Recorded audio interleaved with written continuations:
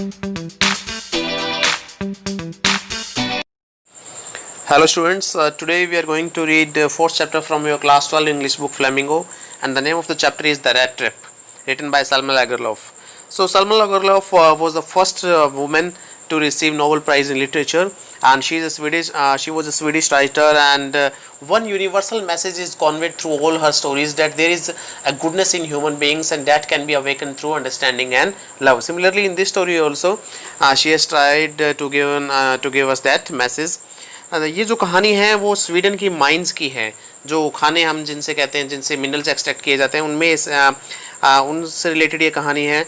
तो ये कहानी की सेटिंग्स वहाँ की दिखाई गई है. और you can say that in this story also ये एक बात दिखाई गई है कि अगर इंसान अकेला हो और उसे अगर प्यार दिया जाए, उसे मतलब बॉन्डिंग दी जाए, तो वो उस बॉन्डिंग की तलाश में रहता है और उससे उसका बिहेवियर भी चेंज हो जाता है अगर आप उसे इज्जत दें, आप उसे रिस्पेक्ट दें. और ह्यूमन बींग्स जो है वो हमेशा टेम्पटेशन में रहते हैं चीज़ों के, मतलब उनके मन में मटेरियलिस्टिक परसूट्स के लिए ये होड़ लगी रहती है कि हम ज़्यादा से ज़्यादा चीज़ें इकट्ठा कर लें. तो वो एक ट्रैप के जैसा है. तभी स्टोरी का, इस चैप्टर का टाइटल जो है वो रैट ट्रैप. रैट ट्रैप मतलब एक चूहा जैसे उसके चारों तरफ चक्कर लगाता है, मतलब अगर अंदर उसे कोई चीज़ मिल जाए या कोई ब्रेड मिल जाए और फिर वो उसमें बंद हो जाता है. इस तरह ह्यूमन बींग्स भी जब लालच करता है तो वो उस लालच में, उस रैट ट्रैप की तरह, इस दुनिया में, ये पूरी दुनिया एक रैट ट्रैप की तरह है और इसमें वो जकड़ा चला जाता है. तो इसमें मेनली जो है इस कहानी के अंदर 4 कैरेक्टर्स हैं. There is a peddler, okay, who you can say does the task of begging and he is a petty thief also. और एक क्रॉफ्टर है इसके अंदर. क्रॉफ्टर वो होता है एक स्मॉल फार्मर. तो वो काफ़ी मतलब यू कैन से ही इज़ अ ट्रस्टिंग पर्सन. वो हर किसी पे जल्दी से विश्वास कर लेता है और वो इस पैडलर पे विश्वास करता है, जिससे धोखा खा जाता है वो, और पैडलर उसके यहाँ चोरी करता है. Then there is an iron master who is the owner of Ramsjo iron works. और वो जो है एक you can say law abiding person है और वो नाइटली इंस्पेक्शन पे अपने उसका, आप कह सकते हो कि वर्कशॉप के अंदर जाया करता है, ठीक है. And then there is his daughter Edla Willmansson. और एडला जो है वो एक काइंड गर्ल है, काइंड लेडी है, और वो जो है अपने बिहेवियर से जो है आप कह सकते हो कि पैडलर है, जो कि एक थीफ है, उसका दिल बदल देती है इस कहानी के अंदर. So mainly there are 4 characters, peddler, crofter who is a farmer, and then iron master and his daughter Adla Wilmanson. तो चलिए ये चैप्टर हम स्टार्ट करते हैं कि once upon a time there was a man who went around selling small rat traps of wire.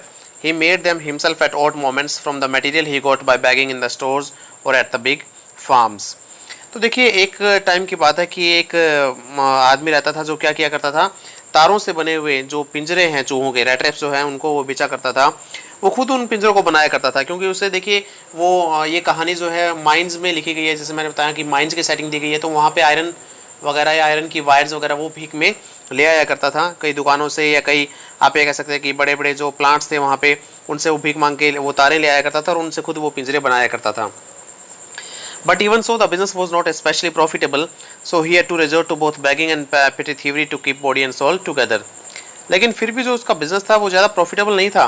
उसको क्या करना पड़ता था अपनी ज़िंदगी चलाने के लिए, कभी कभार छोटी मोटी थोड़ी बहुत भीख मांगनी पड़ती थी और उसे थोड़ी चोरियाँ करनी पड़ती थी, ठीक है. To keep body and soul together का मतलब अपना गुजारा चलाने के लिए, अपने आप को जिंदा रखने के लिए. Even so, his clothes were in rags, his cheeks were sunken, and hunger gleamed in his eyes. इन सब के बावजूद भी जो थे उसके कपड़े फटे पुराने चिथड़े से थे, रैग्स थे, और उसके गाल धंसे हुए थे, ऐसा लगता था, ठीक है. और उसकी आंखों में भूख चमकती थी, ऐसा लगता था कि जैसे इसको ज़िंदगी की सुख सुविधाएं नहीं मिली है. तो hunger gleamed in his eyes. No one can imagine how sad and monotonous life can appear to such a vagabond who plods along the road, left to his own meditations. But one day this man had fallen into a line of thought which really seemed to him entertaining. तो देखिए कहते हैं कि कोई भी imagine नहीं कर सकता इस बात को कि ज़िंदगी कितनी बोरिंग हो सकती है, कितनी नीरस हो सकती है ऐसे इंसान के लिए, ऐसे वैगाबॉन्ड के लिए. वैगाबॉन्ड वो होता है जिस आदमी का कोई घर नहीं होता, वो इधर उधर भटकता रहता है, बेघर जो होता है, जो कि रोड पे भारी कदमों से चलता है. प्लॉट्स का मतलब पैर घसीटते हुए, और अपने ही विचारों में डूबा हुआ, left to his own meditations. और कहते हैं कि एक बार इस आदमी के दिमाग में एक ख्याल आया और जिसको काफ़ी एंटरटेनिंग लगा. तो क्या ख्याल आया इसके दिमाग में? He had naturally been thinking of his rat traps when suddenly he was struck by the idea that the whole world about him, the whole world with its lands and seas, its cities and villages was nothing but a big rat trap. वो अपने rat traps के बारे में सोच रहा था कि तभी उसके दिमाग में ये आइडिया आया कि ये सारी दुनिया भी तो क्या है, इस सारी दुनिया के अंदर इतने शहर है, इतने गांव हैं, इतने ज़मीनें हैं, इतने समुद्र है, ये भी तो किसी बड़े रैट ट्रैप से कम नहीं है। तो उसने कंपैरिजन कर डाली इस दुनिया की एक बड़े पिंजरे से। It had never existed for any other purpose than to set baits for people. It offered riches and joys, shelter and food, heat and clothing, exactly as the rat trap offered cheese and pork, and as soon as anyone let himself be tempted to touch the bait, it closed in on him and then everything came to an end. तो कहते हैं ये दुनिया का भी तो कोई और पर्पस नहीं रहा है ना। यहाँ ये भी क्या करती है, जैसे कि बेट्स होते हैं, जैसे हम क्या करते हैं, आप ये कह सकते हो कि किसी को ट्रैप में लाने के लिए, जैसे चूहे को हम रेट ट्रैप में फंसाने के लिए क्या करते हैं, बेट डालते हैं, मतलब कोई चारा वगैरह या कोई भी ऐसी चीज़ डालते हैं जिससे वो मतलब ललचा जाए। तो इसी तरह ये दुनिया भी क्या करती है, इंसानों को ललचाती है, जैसे उसके लिए धन ऑफर करती है, उसे खुशियों का लालच देती है, किसी को घर का रहने का, किसी को खाने का, किसी को हीट एंड क्लोथिंग, ये सभी चीज़ें ये दुनिया ऑफर करती है। और जिस तरह से जो पिंजरा है वो चूहों के लिए पनीर है या पोक, मतलब जो सुअर का मीट होता है वो ऑफर करता है। और जैसे ही कोई अपने आप को, जिस तरीके से कोई अगर उस पिंजरे के अंदर आ जाता है चूहा उनको खाने के लिए, तो वो पिंजरा बंद हो जाता है। इसी तरीके से कोई इस दुनिया के इन चीज़ों के आप ये कह सकते हो कि लालच में, प्रलोभन में आ जाता है, जो भी सुख समृद्धि है, तो वो भी इस पिंजरे में कैद हो जाता है। The world had of course never been very kind to him, so it gave him unwanted joy to think ill of it in this way. It became a cherished pastime of his during many dreary ploddings to think of people he knew who had let themselves be caught in the dangerous snare and of others who were still circling around the bed.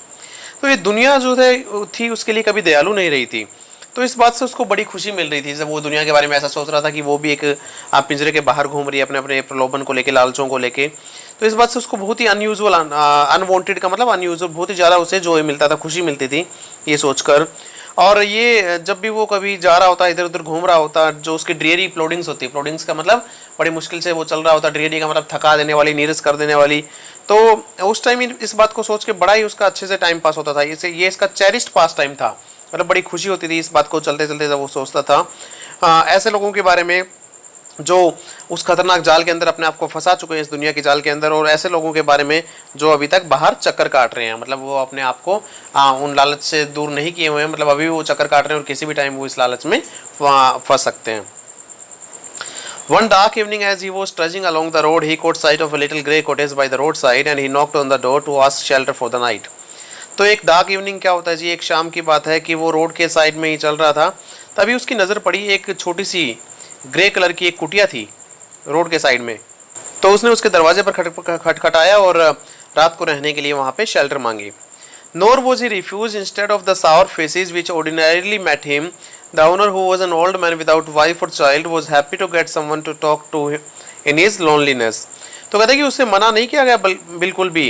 आज तक क्या होता था, उसको मतलब ऐसे सावर faces मिलते थे, लोगों के मुंह बने हुए मिलते थे जो उससे जिन लोगों से उसका सामना होता था, लेकिन ये आदमी बिल्कुल अलग था। इस ग्रे कॉटेज का जो ओनर था वो एक बूढ़ा आदमी था जिसकी वाइफ और बच्चे वहाँ पे नहीं थे, और वो तो खुश हुआ कि उसके अकेलेपन का उसे कोई साथी मिल गया है। Immediately he put the porridge pot on the fire and gave him supper. Then he carved off such a big slice from his tobacco roll that it was enough both for the stranger's pipe and his own. तो उसने क्या किया, तुरंत जो था ना वो दलिये का जो पोट है, पोरिज का जो पोट है, वो उस पे चूल्हे पे चढ़ा दिया अपने और अपने गेस्ट के लिए, और उसको खाना दिया, उसने सपर दिया, इवनिंग मील जो होता है। और उसके बाद उसने जो अपना टोबैको रोल था उसका, उसमें से बड़ा सा टुकड़ा काट लिया जो कि इन दोनों के लिए, दोनों की पाइप के लिए काफ़ी था।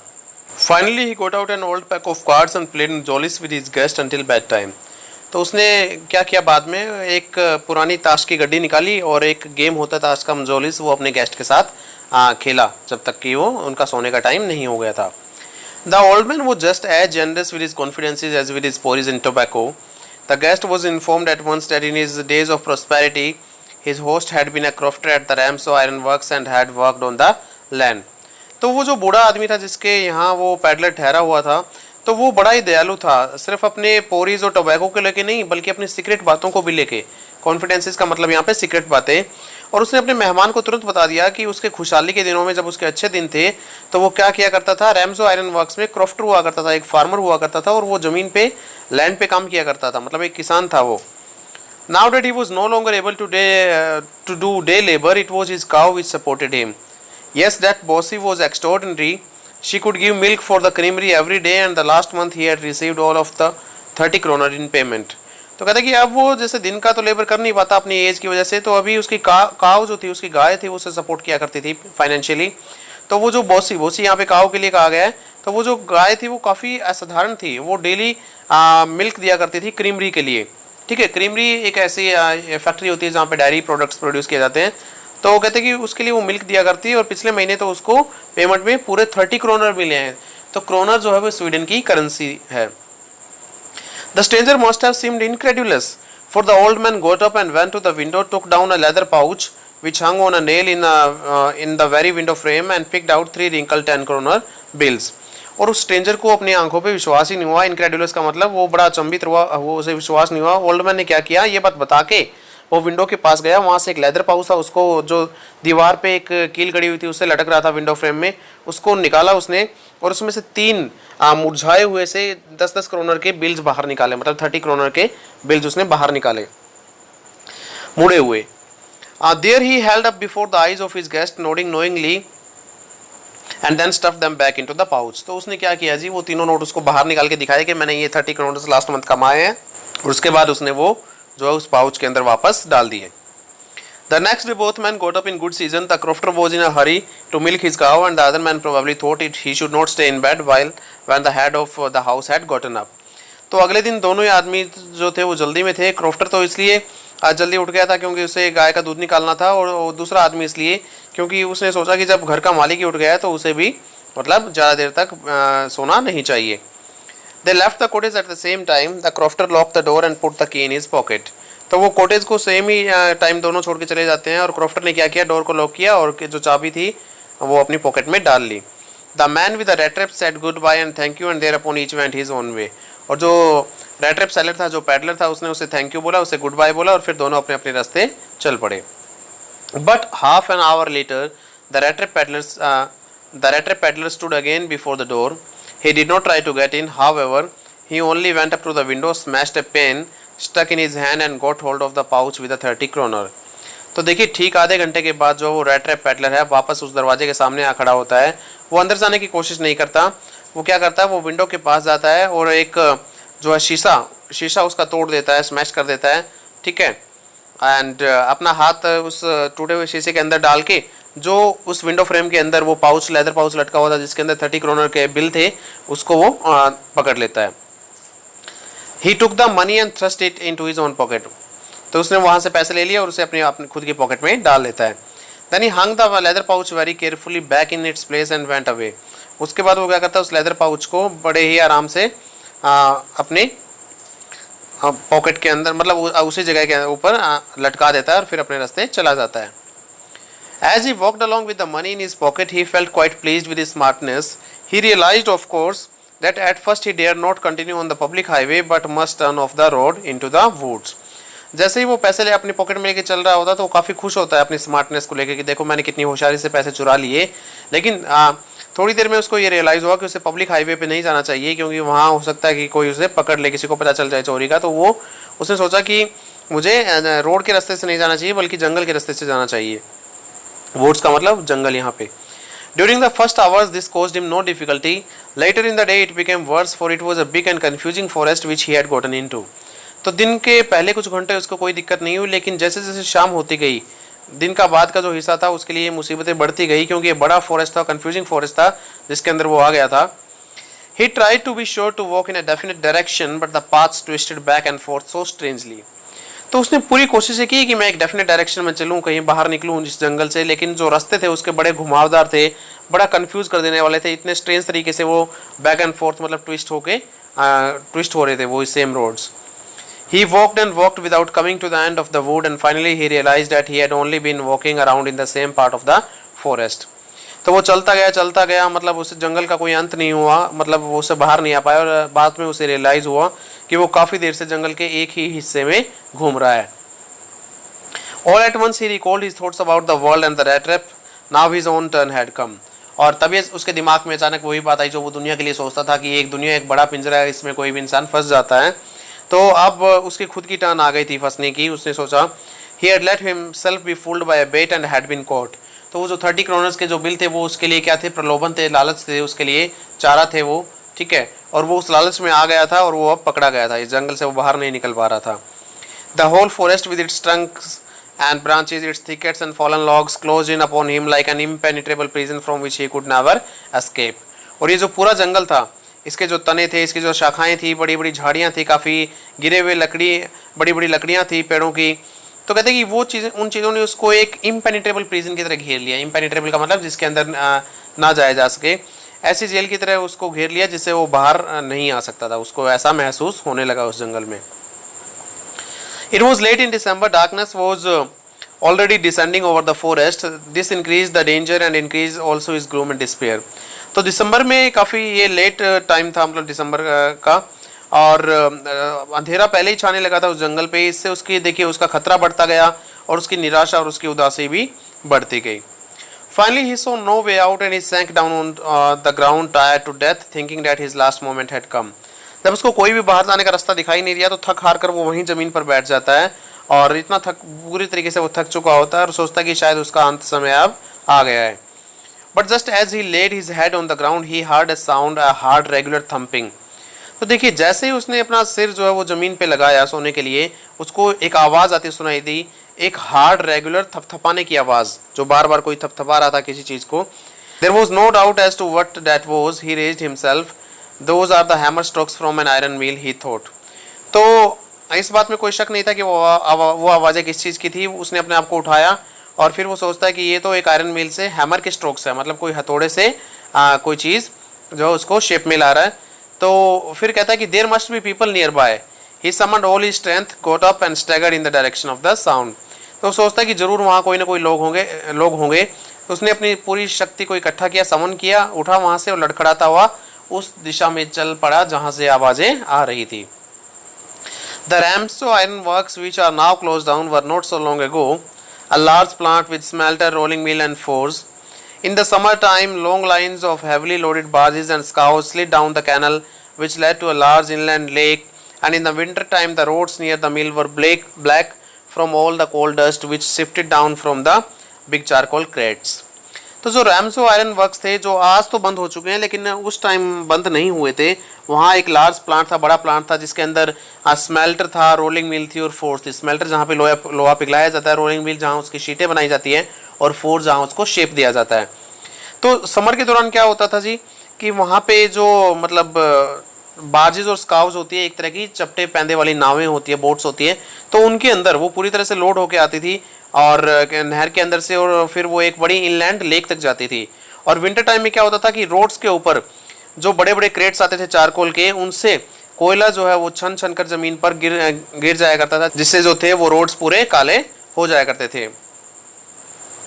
During one of the long dark evenings just before Christmas, the master smith and his helpers sat in the dark forge near the furnace waiting for the pig iron which had been put in the fire to be ready to put on the anvil। तो देखिए इसी तरह मतलब उसी दिन की बात, जब वो जंगल में अपना रास्ता भटक जाता है, तो उसी डार्क इवनिंग की बात है, क्रिसमस से थोड़ा पहले एक मास्टर स्मिथ जो था वहाँ पे, मेन जो लोहार था और उसका जो हेल्पर था, वो उस फोर्ज में फर्नेस के पास बैठे हुए थे और वेट कर रहे थे पिग आयरन का, कच्चे आयरन का, जो कि आग में डाला हुआ था। और फिर वो सोच रहे थे कि इसको बाहर निकाल कर एनविल पे रखेंगे। एनविल एक ऐसा आप ये कह सकते हो कि ब्लॉक होता है आयरन का, जिसके ऊपर हैमर स्ट्रोक किए जाते हैं और जिससे लोहे को शेप दिया जाता है, पिग आयरन को। तो वो फोर्ज में वहाँ पे बैठे हुए थे। Every now and then one of them got up to stir the glowing mass with a long iron bar, returning in a few moments, dripping with perspiration, though as was the custom he wore nothing but a long shirt and a pair of wooden shoes। तो थोड़ी थोड़ी देर में क्या करता, उनमें से कोई एक उठ जाता और जो वहाँ पे जो ग्लोइंग मास था, मतलब जो लोहा है काफ़ी सारा मतलब चमक रहा था, वो दहक रहा था, वहाँ पे पिघल रहा था, तो उसको वो हिलाता एक बड़ी सी आयरन की बार से और फिर कुछ देर में वापस लौटाता, पसीने उसके टपक रहे होते। और जैसा कि उनकी कस्टम थी, वो लोग क्या पहनते थे उस टाइम, वो एक लंबी शर्ट पहनते थे और एक पेयर वुडन शूज पहनते थे। All the time there were many sounds to be heard in the forge. और उस दौरान जो थी फोर्ज के अंदर काफ़ी आवाज़ें आ रही थी। क्या क्या आवाज़ें थी? The big bellows groaned and the burning coal cracked. जो बड़ी बड़ी बैलोज होती है जिनसे मतलब एयर है वो मतलब ड्राइव की जाती है आग के अंदर, जिससे वो आग जले सही तरीके से। तो वो बड़ी बड़ी जो बैलोज थी, उनके कारखाने की आवाज़ें, जैसे उनके अंदर से फूंक मारी जाती थी और जो बर्निंग कोल है मतलब जलता हुआ कोयला अपने आप छिटक कर टूट जाता था, उसके क्रैकिंग की आवाज़ें। The fire boy shovelled charcoal into the mouth of the furnace with a great deal of clatter. Outside roared the waterfall and a sharp north wind whipped the rain against the brick tiled roof। तो जो fire boy था, जो मतलब लड़का आग जला रहा था, वो क्या कर रहा था, जो भट्टी का जो मुंह था, जो मौ था, उसके अंदर वो उस चारकोल को एकदम से उसके अंदर धकेल रहा था और बड़ी आवाज़ आ रही थी, क्लैटर की आवाज़ आ रही थी इस तरह धकेलने से। बाहर जो थी झरने की आवाज़ें आ रही थी और जो बारिश थी तो तेज़ हवाएं जो चल रही थी, नॉर्थ विंड चल रही थी, वो क्या कर रही थी, बारिश के थपेड़े ब्रिक टाइल जो रूफ थी, ईंटों की टाइलों की बनी जो रूफ थी, उसके ऊपर हवा के बारिशों के थपेड़े हवा लगवा रही थी। उन सभी चीज़ों की आवाज़ें आ रही थी। It was probably on account of all this noise that the blacksmith did not notice that a man had opened the gate and entered the forge until he stood close up to the furnace। इन सभी बातों के, इन सभी शोर के कारण जो है वो ब्लैक स्मिथ को शायद ध्यान नहीं आया, जो वहाँ पे बैठा हुआ था, एक आदमी ने दरवाज़ा खोल लिया उस फर्नेस का और उस फोर्ज के अंदर एंटर कर गया है। और जब वो बिल्कुल भट्टी के पास आके खड़ा हो गया तब उन लोगों के ध्यान आया जो वहाँ पर वो बैठे हुए थे। तो कौन आ गया था उस फोर्ज के अंदर? वो आ गया था पैडलर, जो वहाँ पे जंगल में अपना रास्ता भटक गया था।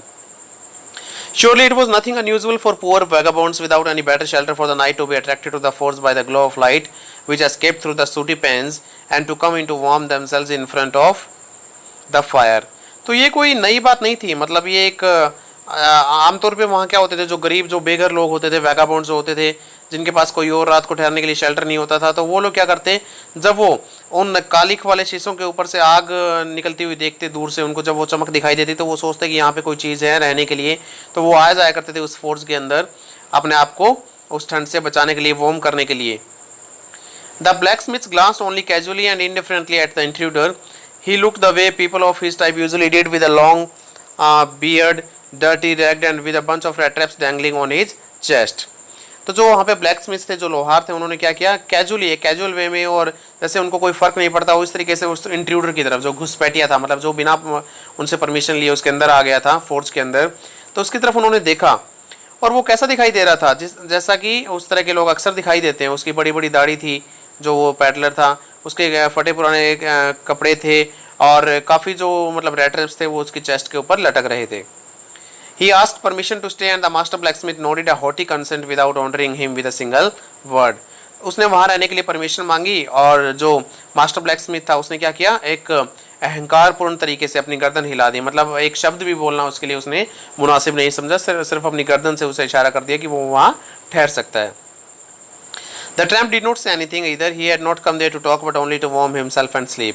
तो उस ट्रैम्प ने, उस आवारा आदमी ने भी कोई जवाब कुछ नहीं कहा, वो तो सिर्फ वहाँ केवल वो बात करने थोड़ी ना आया था, वो तो अपने आप को गर्म करने आया था और सोने आया था।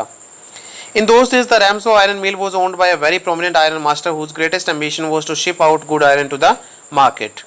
तो उन दिनों में जो रैम्सो आयरन मिल थी उसका मालिक जो हुआ करता था, बड़ा ही इंपॉर्टेंट एक पर्सन हुआ करता था, आयरन मास्टर जो था, और उसका पर्पज़ क्या था कि मैं मार्केट में जो आयरन भेजूँ वो बेस्ट क्वालिटी का हो, तो उसके लिए वो मतलब बड़ा पर्टिकुलर था। He was both night and day to see that the work was done as well as possible, and at this very moment he came into the forge on one of his nightly rounds of inspection। तो वो दिन रात मतलब निगरानी किया करता था कि जितना उसका काम बढ़िया तरीके से हो सके वो उतना कोशिश किया करता था कि ऐसा करवाए अपने वर्कर्स से। और उस रात भी वो एक मतलब नाइटली इंस्पेक्शन जो उसका राउंड था उसके ऊपर वो अचानक फोर्ज में आ गया था, जो उस रैम्सो आयरन मिल का मालिक था। Naturally the first thing he saw was the tall ragamuffin who had eased his way so close to the furnace that steam rose from his wet rags। और जाहिर है कि सबसे पहली चीज़ उसने जो वहाँ पे देखी तो वो था कि वो एक लंबा सा मतलब रैगामुफिन था। रैगामुफिन जिसके कपड़े रैग सोची मतलब फटे पुराने कपड़े हो जिसके, जो कि इतना क्लोज आ गया था फर्नेस के भट्टी के कि उसके गीले जो कपड़े थे उनमें से भाप उठने लगी थी। The iron master did not follow the example of the blacksmiths who had hardly deigned to look at the stranger। He walked close up to him, looked him over very carefully, then tore off his slouch hat to get a better view of his face। तो iron master ने क्या किया, black Smiths की तरह नहीं किया, मतलब घमंड से जैसे उसके पास जाना वो लोग वो बोल नहीं रहे थे उससे, तो उसने क्या किया वो उसके पास गया। तो देखिए ब्लैक स्मिथ्स के बाद का लिखा गया कि who had hardly deigned to look at the stranger. Hardly deigned का मतलब उन्होंने जैसे इसे अपनी इज्जत के आप ये कह सकते हो कि डिग्निटी के बिलो समझा था कि ऐसे आदमी के हम मुंह नहीं लगेंगे, ऐसे आदमी से बात नहीं करेंगे। तो जो मालिक था मतलब आयरन मास्टर उसने ऐसा नहीं किया ब्लैक स्मिथ के जैसा। वो उसके पास गया, उसे बड़े ध्यान से देखने लगा, उसका स्लाउच जो टेढ़ा हेड था उसको थोड़ा सा हटाया उसने ताकि उसके चेहरों को अच्छे से देख सके। But of course it is you Nils Olof, he said, how you do look. तो वो उसे ये समझता है कि उसका कोई पुराना एक्वेंटेंस है, उसका जान पहचान वाला कोई फ्रेंड है उसका पुराना। तो नील्स वोल्फ नाम का एक पर्सन समझ लेता है उसे, कहता है कि अरे नील्स वोल्फ ये तुम हो, और तुम कैसे दिखाई दे रहे हो, क्या हालत हो गई तुम्हारी। The man with the rat traps had never before seen the iron master at Ramsey and did not even know what his name was. But it occurred to him that if the fine gentleman thought he was an old acquaintance, he might perhaps throw him a couple of kroner. तो देखिए rat trap seller जो था उसने कभी उस iron master को देखा नहीं था रैमजो पे, और ना मतलब वो ये सोच रहा था कि अगर चलो ये आदमी मुझे क्या कह रहा है कि ये एक धोखा खा रहा है अपना दोस्त समझ के, तो शायद मुझे कुछ क्रोनर्स भी दे दे, मतलब कुछ पैसों से मेरी मदद भी कर दे। तो वो उसे धोखा देना नहीं चाहता था। ठीक है, देखिए धोखा तो एक्चुअली देना चाहता था, लेकिन साथ में जो वो उसे समझ बैठा था उस बात को उसी भ्रम में डाले रखना चाहता था। Yes God knows things have gone downhill with me, he said. वो कहता है हाँ भगवान जानता है कि मेरे साथ क्या हुआ, चीज़ें बहुत खराब हुई मेरे साथ।